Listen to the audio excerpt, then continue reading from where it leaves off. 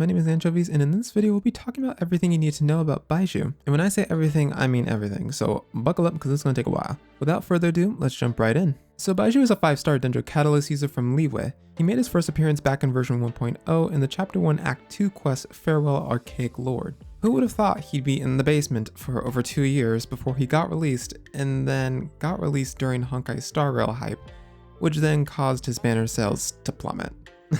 Anywho, Baizhu's main role in teams is to provide defensive utility to keep allies alive. The utility he brings is healing, minor interruption resistance, and buffing. Additionally, he has slow but consistent off-field application. However, in AoE content with more than a few enemies, he'll need another Dendro applicator to compensate for his lack of AoE application. Baizhu can also be an on-fielder in teams like Hyperbloom or Burgeon. Because Yaoyao, another Dendro healer with off-field application, exists, the two are often compared between each other. The main difference is Baizhu's easier access to both team-wide and active character healing alongside his burst minor interruption resistance and buffing through his Ascension 4 passive. Comparatively, Yaoyao at C0 only heals, but she buffs Dendro damage dealers with her C1 and has a bit more AoE application at C6. In most cases, Baizhu is oftentimes a side grade rather than a flat out upgrade compared to Yaoyao, making him a nice comfort pick.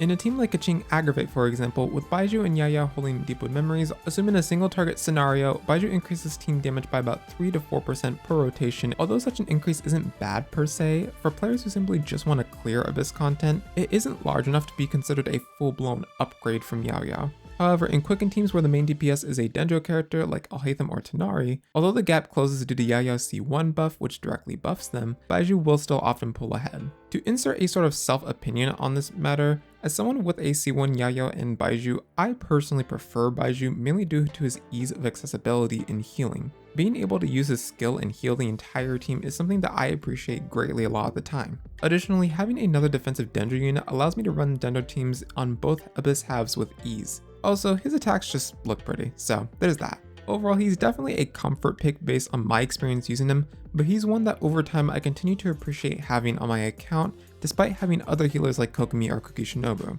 So let's now briefly cover his stats before reading Baizhu's talents. So Baizhu ascends with HP percent with a relatively high base HP, which allows him to easily reach HP thresholds of upwards of 40 or 50k. However, he has low base attack and the lowest base defense in the entire game. The low attack makes running DPS oriented builds on Baizhu more difficult due to his damage also scaling with attack, which feels very lackluster. Now thankfully the low base defense doesn't really matter too much because of how much HP and healing Baizhu has in his kit.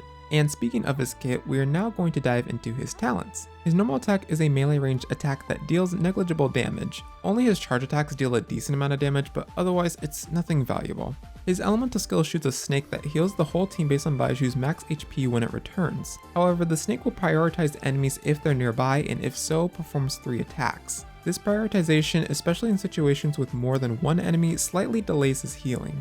The snake's attacks deal Dendro damage and scale with attack, and it always hits 3 times. In single target, it will hit the enemy 3 times before returning. Against 2 nearby enemies, it will hit them in a first, second, first pattern, bouncing between the 2 enemies. Against 3 enemies, it will hit each enemy once before returning. Because it only performs 3 attacks, it can only hit up to 3 enemies, making its AoE application very limited. Baizhu's skill has a 10-second cooldown, allowing him to cast it once or twice per rotation depending on the team. Casting his elemental burst causes him to enter the pulsing clarity state. While in this state, Baizhu creates a shield once every 2.5 seconds. The shield's damage absorption has very low scalings, making it a form of minor interruption resistance rather than a protective shield like Zhongli's or Layla's. Every time a new shield is created while protected by a previous shield, or when the shield's effects expire or gets broken, the active character is healed based on Baizhu's max HP and shoots a snake that deals Dendro damage. The damage dealt scales with attack and provides solid single target application. Its increased effectiveness against Dendro damage works well in Bloom and Burgeon teams or against enemies like the overgrown Breacher Primus that deal Dendro damage. His burst has a pretty long uptime of 14 seconds with a 20-second cooldown, meaning you'll want to use him either second or even potentially last in rotations before swapping to your on-field unit. Like most support bursts, Baizhu's cost 80 energy. With his skill generating 3 or 4 particles per use, he'll need to invest in some energy either through weapons, artifacts, or using a second Dendro unit. His energy needs vary a little bit, but in general in solo Dendro, having around 180 energy recharge is a pretty safe goal to reach, and about 150 in double Dendro. Now, whether you need more or less will simply depend on the situation you're in or what you're using. Here's a more detailed chart illustrating his energy needs on screen now. Pause if you want to read. In terms of priority, you'll want to level your elemental skill and burst, as these abilities contain all of his defensive utility. His normal attacks can be left unleveled since they don't contribute to his gameplay unless you decide to play him as a DPS. I'd also highly recommend leveling him to 90 for his talents and Ascension 4 buff, as they both scale with his HP. Transitioning to his passives, Baiju's Ascension 1 passive grants him different buffs based on the active character's current HP. If they're at or above 50% HP, then Baizhu gains a 25% dendro damage bonus. If they're below 50% HP, then Baizhu instead gains a 20% healing bonus. His damage at C0 is low as is, making the dendro damage bonus not that effective unless he is on a DPS oriented build. The healing bonus, however, is great in situations where players are constantly taking damage, like with the Wolfhound's corrosion effect. His second passive buffs the reaction damage of the active character when they're healed by his elemental burst shields. For every 1000 max HP that Baizhu has, burning and bloom based reaction damage is increased by 2%, while aggravate and spread reaction damage is increased by 0.8%. The effect lasts 6 seconds and caps when Baiju's max HP is 50,000, meaning the max buff is 100% and 40% respectively. The buff will still apply even if the active character is full HP. The first thing to note is that this only applies to active characters who get healed by the shield, making it great for on-field units like Alhaitham and Sino. However, it can be tricky in teams where reaction damage is from an off-field trigger like in bloom-based teams and don't inherently require much quick swapping. Thus, to gain the buff, you have to swap to the off-field trigger character and wait for the shield's effect to grant the buff before swapping back. In quick swap teams, this buff can be useful as most, if not all, party members will be able to benefit from the buff for a decent amount of time. The other thing to note is that this buff is an additive reaction damage bonus rather than being something like multiplicative. To put simply, it works similar to sets like Flower of Paradise Lost that are simply added to the transformative reaction damage calculation. Although this makes the buff not as strong, it's still well appreciated nonetheless. On average, having around 40k HP is the general goal for Baizhu to capitalize on this buff, which is easy to achieve thanks to his HP Ascension, high base HP, and talents incentivizing more HP oriented builds for his healing. Although exploration passes are often ignored, Baizhu brings some quality of life for overworld exploration. When picking certain harvestable items with Baizhu on your team, the active character is healed based on Baiju's max HP. All local specialties, cooking ingredients, food, and other harvestable materials work with this passive. It also works with underwater materials and Fontaine. However, cases where it doesn't trigger include activating a whopper flower disguised as a plant, quest items with similar appearances to materials like fresh chinching, items spawned by player activity like food from investigating in crates or plants in teapot fields, and getting guardian materials from the seed dispensary. Now let's get into how to build Baizhu. For his support build, all he really needs is HP and energy recharge. Therefore, his best build for this role is an HP or energy recharge Sands, HP Goblet, and an HP or healing bonus Circlet. If you're using Favonius Codex, then run a crit rate Circlet instead. You should prioritize meeting his energy requirements first before focusing on giving him more HP. If you manage to reach close to or at 50,000 HP threshold to max out on his Ascension 4 buff, then Elemental Mastery is the next stat you can focus on. Baizhu does not have a unconditional best in slot artifact set in my opinion. This allows him to be flexible with what artifact sets he can run in this role since it depends on the team and situation. 4-piece Deepwood is a nice general set for dendro teams due to the value of its dendro resistance shred. While Baizhu can hold this set in single target or 2 or 3 enemy combat situations, it's better held by characters like Nahida or Dendro Traveler who can reliably apply the effect in AoE. This set also falls in priority in solo dendro quicken teams like Aggravate since the dendro resistance shred here would only benefit him. And knowing how low his damage is, it's just simply not worth it. Baizhu can also make use of 4-piece Ocean Hued Clam due to his large healing, allowing him to capitalize on the sea foam bubbles damage. However, I would not say this is a set that you should outright farm for Baizhu, but more so just if you happen to have it and you can use it, then there's an option. Outside of these sets, niche sets like Instructors and Noblesse Oblige are viable for him. Instructors compensates for its lower stats due to being a 4-star artifact by providing a useful team-wide elemental mastery buff. However, the buff only lasts 8 seconds and requires triggering an elemental reaction, making this set preferable in things like quick swap teams or teams with a bit more rotational flexibility. Noblesse doesn't have many use cases, especially considering that many dendro teams don't really benefit as much from attack buffs. Nonetheless, in cases like quicken teams where the main DPS does not mind an attack boost, it can be fine. 2-piece HP, energy recharge, or healing bonus mixes are usable if you don't have a full 4-piece of the above mentioned sets, or you can use it freely on him. For weapons, Jadeful Splendor is his signature weapon and his best in slot. It's an HP stat weapon that provides damage bonus based on the user's HP and restores energy. The trigger conditions for the effects match him perfectly, as it requires either casting an elemental burst or creating a shield, which Baiju's burst innately does. Despite these benefits, its 4-star counterpart Prototype Amber effectively does the same thing, as it provides extra team-wide healing and restores energy. Not to mention it's also craftable and way more accessible to refine, which alleviates his energy requirements. The only difference between the two is that Prototype Amber's passive isn't conditional and it doesn't provide an elemental damage bonus. And as we've discussed thus far, this bonus is pretty negligible because of Baiju's low damage potential. Outside of these two weapons, Favonius Codex is another option that reduces Baiju's and his team's energy requirements. The downside to this weapon is it makes him have to build crit rate to reliably trigger its passive, alongside causing him to miss out on some HP for his utility. Everlasting Moonglow is usable, but he only gets full benefit from its HP stat. If he's not used as an on-fielder, the energy regeneration from its passive becomes pretty much useless. Thrilling Tales is super easy to get, has an HP stat, and provides a large attack buff at R5 that can be useful in certain teams.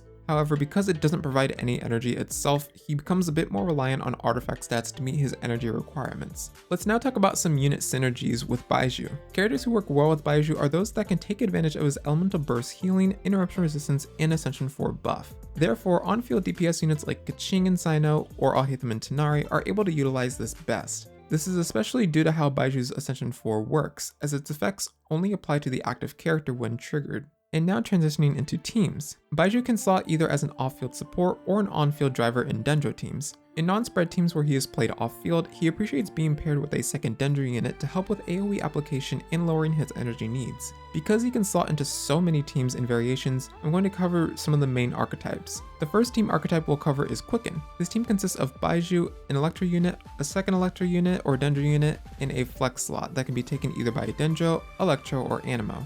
In single target and 3 enemy situations, Baizhu can work fine as a solo dendro option, as his application will be often good enough to maintain the Quicken aura. In larger AoE situations, bringing a second dendro is highly recommended. Examples of teams within this archetype include Sino Aggravate, Tanari Spread, and Alhaitham Spread. The next team archetype is Hyperbloom and Burgeon teams. These teams feature Baizhu, a Hydra unit, an off-field Electro or Pyro trigger for Hyperbloom or Burgeon, and a flex slot. Baizhu has the option to either be the driver of the team or be an off-field support. If he's the driver, in situations where Baiju's application is fine, then he can just be the solo dendro and run something like double Hydro, for example. The Hydro Resonance will benefit him a lot, as the HP increase helps with his utility, A4 buff, and lets him focus a bit more on other stats like Energy Recharge or Elemental Mastery. There are some cases like AoE content where even if he's the driver, having another dendro unit like Nahida or Ninja Traveler or even Kale can be helpful. In situations where he is played as an off-field support, a second dendro is pretty much necessary, since even in single target, his application is pretty slow. And this is not beneficial for bloom-based teams in general, as fast and consistent bloom core generation is vital to their success. Examples of Hyperbloom and Burgeon teams include Raiden Hyperbloom and Toma Burgeon. There's also Sino Quick Bloom, which is a kind of a mix of like Hyperbloom and Quicken, where it allows both to be consistently triggered throughout each rotation. This is a team I especially like using Sino and Baizhu together in, so whenever you can, I say give it a shot. The last main team archetype is Nilou Bloom teams. This team requires Nilou, and excluding Baizhu, a second dendro and Hydra unit. Nilou is essential for Bloom due to her ability to enable bountiful cores, which explode a lot faster than regular Bloom cores. Due to her passive's team restriction, Baizhu being another defensive option allows for some flexibility for the second Hydro and dendro slots. An example of a Nilou Bloom team includes Nilou, Baizhu, Nahida, and Ayato. Now, Burning is a very niche team, but it is something I still wanted to add in here. There's very few situations where you can realistically use this team in the Abyss. However, when you can, Baizhu can actually be a decent slot for additional survivability. His consistent healing alongside his passive buffing of Burning, while not that large, is noteworthy nonetheless. I'm unsure of his use in things like Ganyamel, as honestly Nahida shines in compositions like that one, but I'd assume it's not recommended there at all.